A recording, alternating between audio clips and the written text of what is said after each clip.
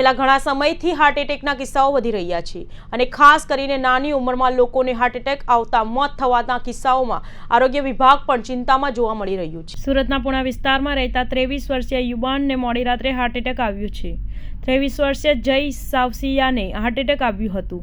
યુવાન રાત્રે સૂઈ ગયા બાદ ઉઠ્યો જ ન હતો, જેથી હોસ્પિટલ ખસેડતા ફરજ પરના ડોક્ટરે મૃત જાહેર કર્યો હતો।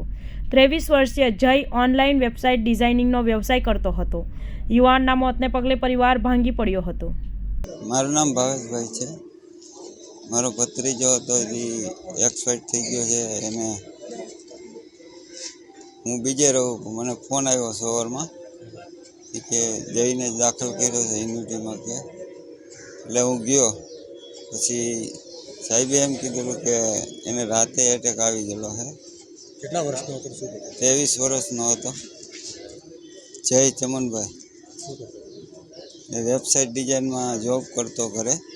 કોઈ પ્રકારની બીમારી એવું કંઈ હતું? કોઈ વસ્તુ બીમારી નહોતી એને, કોઈ વ્યસન હતું? કોઈ વ્યસન નહોતું, કોઈ બીમારી નહોતી। અને કોલેજ કરીને જોબે ચડ્યો હતો, ઘરનો ધંધો કરતો। પરિવારમાં કોણ? પરિવારમાં 2 જણા જ હતા। એક બેન છે, સાસરે ગઈ છે।